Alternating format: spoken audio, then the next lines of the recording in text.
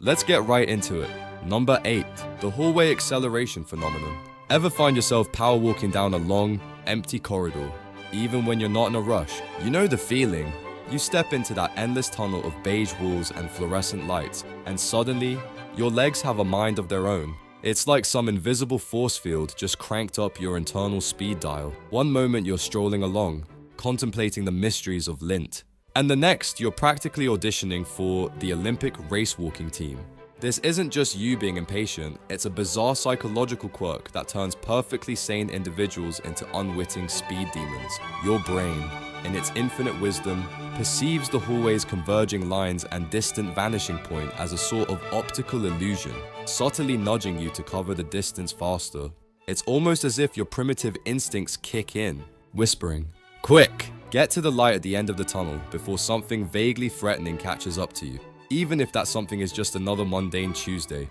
The longer and more featureless the hallway, the more pronounced this effect. You might even find yourself subtly leaning forward, as if bracing for a non-existent headwind. So, the next time you're practically sprinting to the water cooler, don't blame your caffeine intake, blame the nefarious optical trickery of architectural design. Your gait has been hijacked by a straight line. Number 7. The doorway effect. You walk into a room, intending to grab your keys, and then, poof, the thought vanishes into the ether, replaced by the profound realization that you are now standing in a room, bereft of purpose, wondering why you even bothered. Congratulations, you've just experienced the doorway effect, a phenomenon so common it should have its own support group. It's not early onset amnesia, it's your brain performing a mental reset every time you cross a threshold. Imagine your brain as a super efficient, albeit slightly dramatic, librarian. Each room is a different section, and when you move from one to another, the librarian decides to archive the previous section's context to make room for the new one. This means your perfectly formed intention to get those keys, or to tell your cat about the riveting documentary you just watched, gets filed away with the living room thoughts as you enter the kitchen. It's particularly cruel because it happens most often with the simplest, most immediate tasks. You'll remember the quadratic formula from high school, but the location of your phone, which you just put down, becomes an international mystery. The truly baffling part is that the memory often returns when you re-enter the original room. Your brain, having purged the information, smugly presents it back to you, as if to say, "Oh, that's what you were looking for.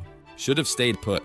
So, next time you're lost in your own home, don't worry, you're just a victim of your brain's overzealous tidiness. Number 6. Sensory adaptation's sneaky side. Ever notice how after 5 minutes in a particularly smelly room, you don't even register the stench anymore? Or how the relentless ticking of a clock fades into the background noise of your life? That's sensory adaptation doing its thing. And it's both a blessing and a curse. Your brain, in its infinite wisdom, decides that constant, unchanging stimuli are utterly boring and not worth its precious processing power. It's like a tired bouncer at a club, waving through the regulars because they're not causing any trouble. This is incredibly useful. Imagine if you were constantly aware of the pressure of your clothes on your skin or the sound of your own breathing. You'd be a quivering mess of sensory overload. But here's where it gets sneaky. This adaptive superpower can make you dangerously oblivious. That leaky faucet that's slowly eroding your sanity. After a while, you won't even hear it. That slightly off smell in your fridge, your nose has just decided it's the new normal. It's why you can live next to a bustling highway and eventually sleep through the cacophony, while a visitor will be up all night convinced the apocalypse is nigh. Your brain, ever the efficiency expert, is constantly prioritizing new information over old, the exciting over the mundane. The downside, you might need a friend to tell you your house smells faintly of gym socks, because your own nose checked out weeks ago. Number 5. Phantom vibration syndrome. You know that feeling, right? Your phone isn't in your pocket, or maybe it is, but it definitely didn't vibrate. Yet, you swear you just felt that familiar buzz. Congratulations, you're not going crazy, you're just experiencing phantom vibration syndrome. A testament to how utterly obsessed we've become with our digital overlords. It's like your brain has been so thoroughly conditioned by the constant barrage of notifications that it starts to hallucinate them.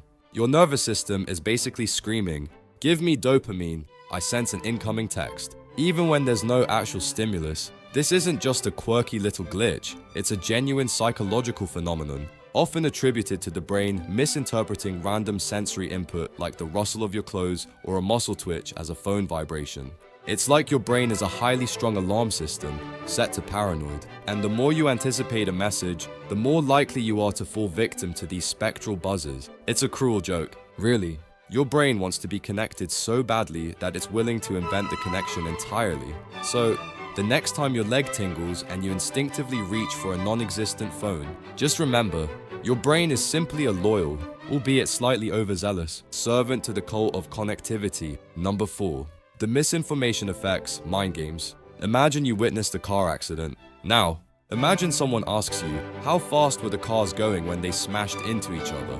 And then another person asks, how fast were the cars going when they contacted each other? You might not realize it, but the word choice alone could drastically alter your memory of the event. Welcome to the misinformation effect, where post-event information, even subtly introduced, can warp your recollections like a funhouse mirror.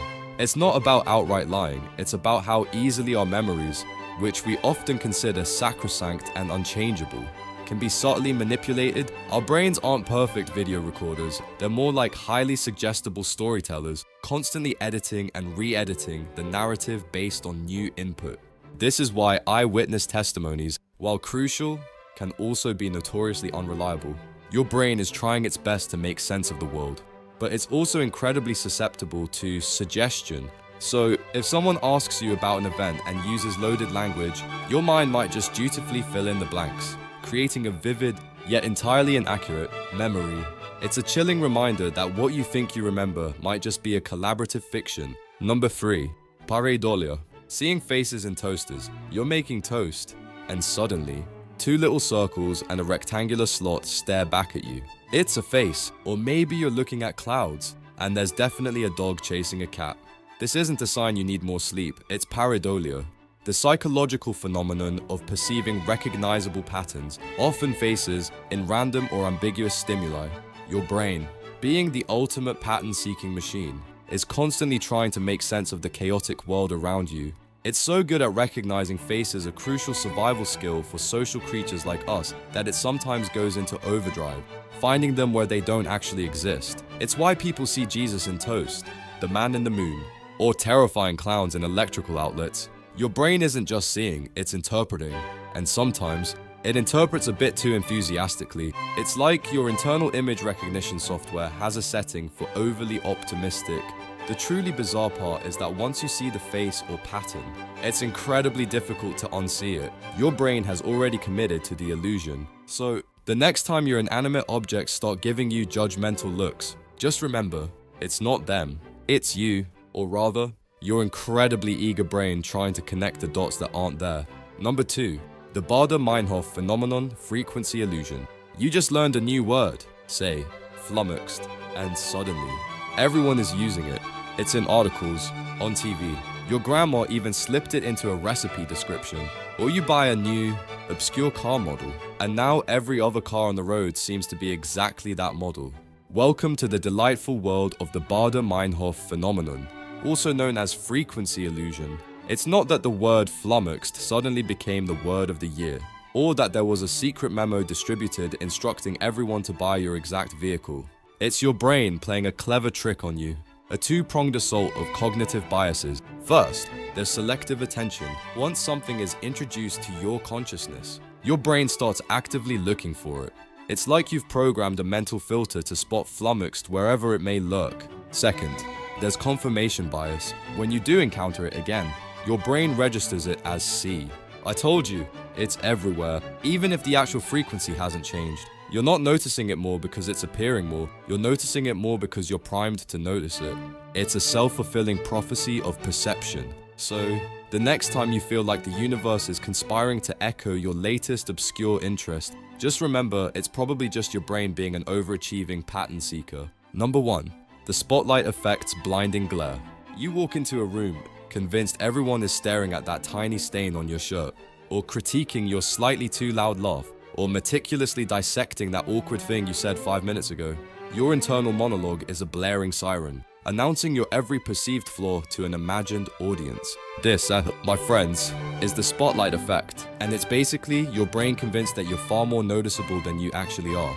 We tend to believe that the social spotlight is perpetually shining on us, making our every misstep, every bad hair day, every slightly off comment glaringly obvious to everyone around. But here's the kicker. Most people are far too busy being worried about their own perceived flaws to notice yours. They're probably experiencing their own version of the spotlight effect. This cognitive bias stems from our inherent egocentrism. Our own experiences and internal states are so vivid to us that we project that same intensity onto others. We are the main character in our own movie, and we assume everyone else is an extra keenly observing our performance. In reality, that tiny stain on your shirt probably went unnoticed. That awkward comment was quickly forgotten, and most people barely registered your presence beyond a polite nod.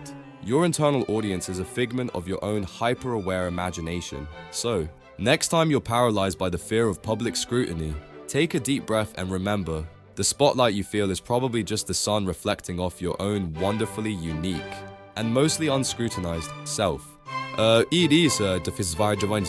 That's all for today. I'll be making similar videos in the future.